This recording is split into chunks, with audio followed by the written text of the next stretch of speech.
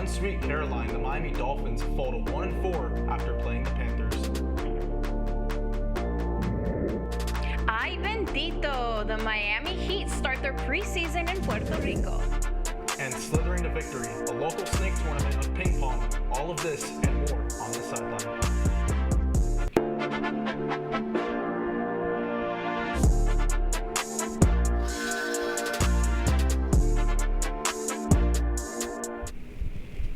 Hello, South Florida, and welcome to the Sideline, the place where you get all the highlights for your South Florida teams. I'm Raquel Kurt. And I'm Alejandro Hernandez, and the Sideline starts now. The Miami Dolphins were in complete control against the Carolina Panthers yesterday until the game started to slip away. The Fins started strong with a 17-0 lead in the second quarter, but Carolina stormed back to close the gap and took a 20-17 lead in the fourth quarter. Jalen Waddle put Miami ahead late, but Bryce Young answered with a game-winning drive, handing the Dolphins a disappointing 27-24 loss. The Miami Hurricanes got the best of Florida State in dominant fashion, taking the win 28-22. The final score doesn't tell the full story of this game. A 6-point win suggests a tight game, but Miami was actually up 28-3 after 3 quarters, with Florida State adding 19 points in garbage time. Miami quarterback Carson Beck was flawless, throwing for over 240 yards and 4 touchdowns. He is continuing to rewrite the narrative set against him after his struggles at Georgia, showcasing his true potential as one of the nation's top quarterbacks on the Hurricanes. Inter Miami fans are celebrating this morning after Messi's triple assistance in the win against New England. Inter Miami faced off against New England Revolution with a 4-1 victory on Saturday night. Tato Alande and Jordi Alba each scored a goal with Messi's 3 assists. Miami is third in the Eastern Conference, standing with 59 points. The Orlando Magic defeated the Miami Heat in preseason action. Orlando blew open the game with a dominant third quarter led by sharp shooting and crucial bench production. Miami fought back late, but Orlando held on behind balanced scoring and smart defense, ending with the final score of Magic 126, Heat 118. The Heat's next game is 7:30 at Kaseya Center against the Milwaukee Bucks. Ping pong fans gathered for a day of fun, competition, and community. Sideline reporter Sabrina Lozano has the story from the Snake Tournament. I'm here at the 5th edition of the Snake Tournament of Ping Pong, hosted by Casa Vela Studios, where players are inside battling it out for the Snake Trophy. Now, from friendly matches to fierce competition, today is all about fun and showcasing your skill. So let's go check it out. Players from all over pack Cascabel Studios for a day filled with excitement, competition, and community. From custom t-shirts to shiny trophies waiting to be claimed, it's a celebration of passion, skill, and a sport that connects everyone one rally at a time. Ping pong or table tennis might look simple, but the game moves fast. It takes just a split second to react, and the best players use every trick in the book. Backspin, topspin, or the unpredictable snake shot, which might just explain this tournament's game. Ping pong or table tennis might look simple, but the game moves fast. It takes just a split second to react, and the best players use every trick in the book. Backspin, topspin, or the unpredictable snake shot, which might just explain this tournament's name.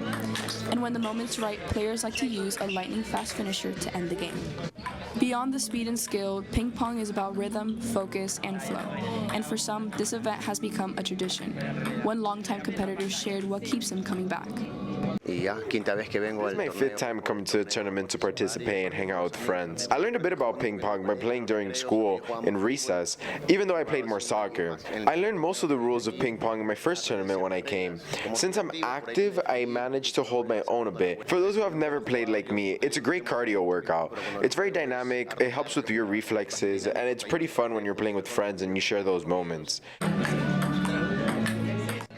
Ping pong is a workout for the body and mind. It sharpens reflexes, boosts coordination, and brings people together in a way few games can.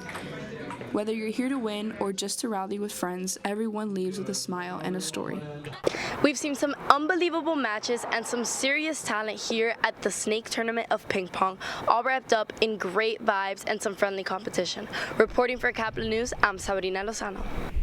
It's time for our favorite segment, Biggest W and L, where we talk about our biggest wins and losses. For this week, Raquel, start us off with your W. Yes, my W for this week is more than just a win.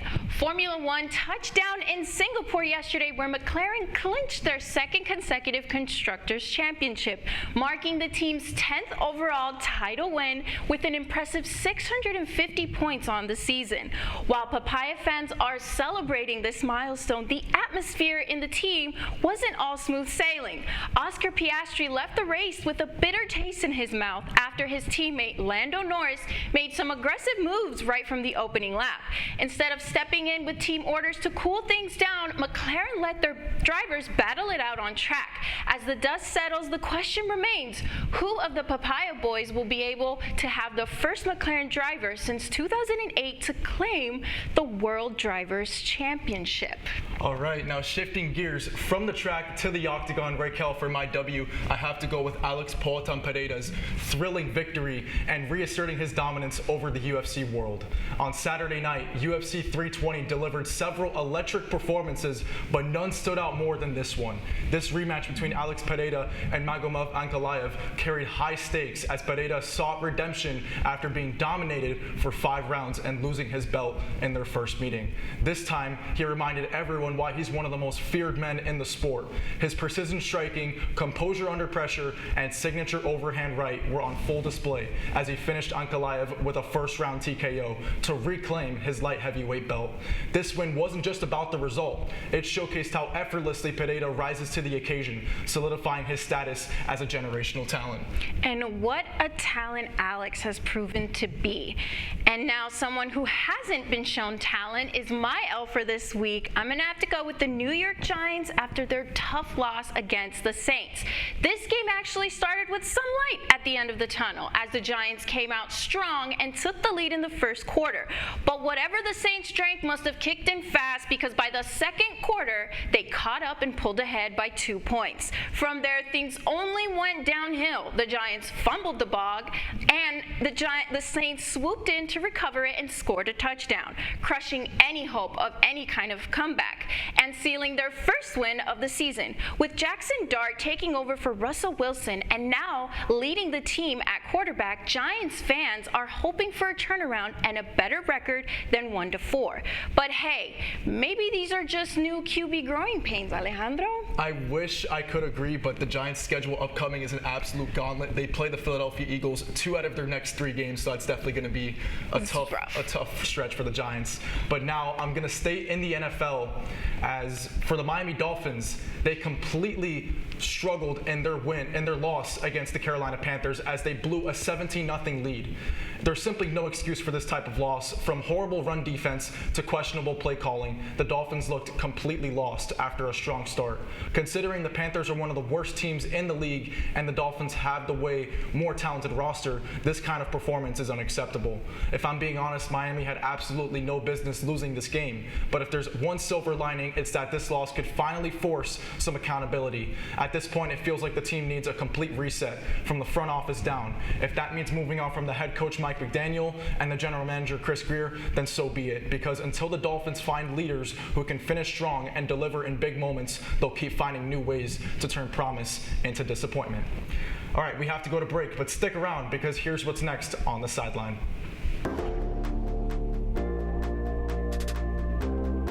Sideline will take a timeout and we'll return after the break.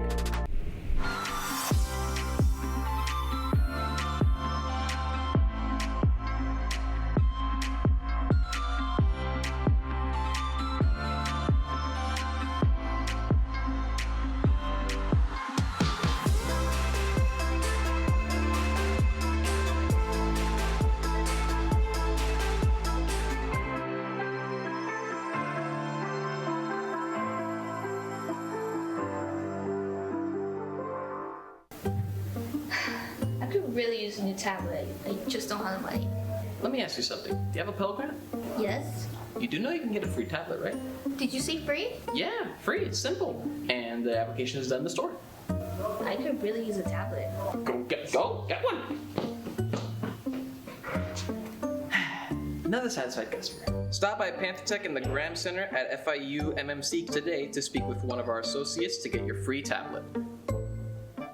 Type 2 diabetes can have a big impact on your life.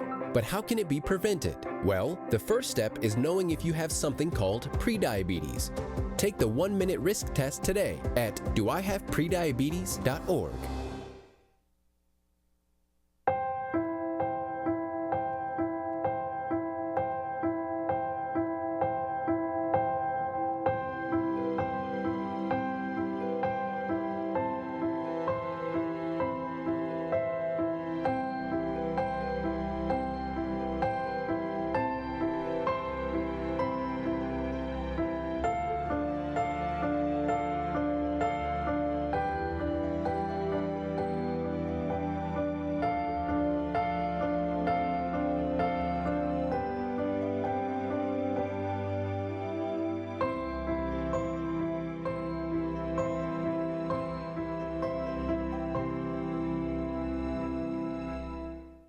Welcome back, and now we're going to switch gears to the Florida Panthers and the Tampa Bay Lightning, who turned a preseason game into pure chaos. They're not scrolling. We're going to have to redo it, yeah. They're not scrolling.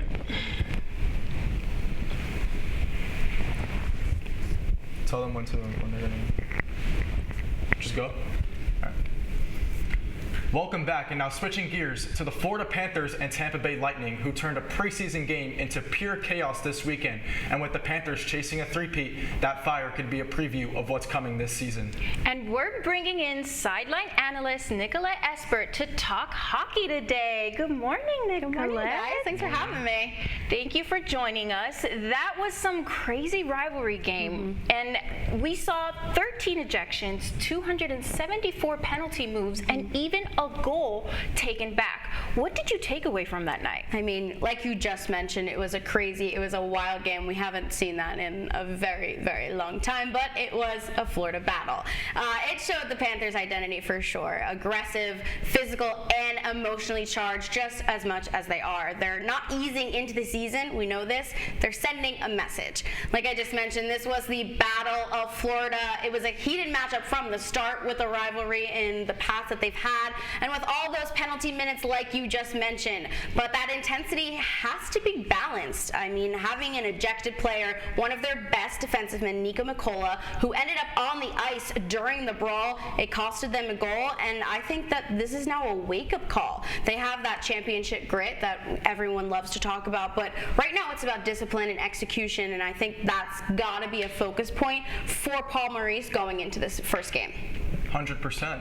And you mentioned Nikola Mikkola, how he's facing a 10-game suspension due to penalty, but the Cats are also without Alexander Barkov and Matthew Tkachuk. So how does that impact their chances at a third straight championship?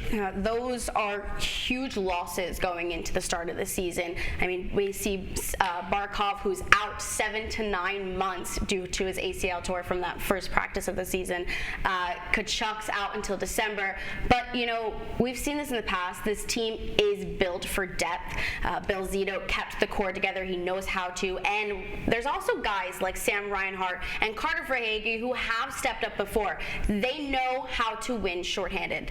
And that's why the Cats are still ranked 4th in the NHL power rankings. So although it is a hard chase right now, the first three-peat since the 1980s by the New York Islanders, I definitely have faith in the team, and so do the fans. I mean, having a fan base who believe in this team, I spoke to some at FanFest a couple weeks ago, they have no doubt that the teamwork dynamic has not been lost, and like I mentioned, they have proven time and time again how they can overcome adversity.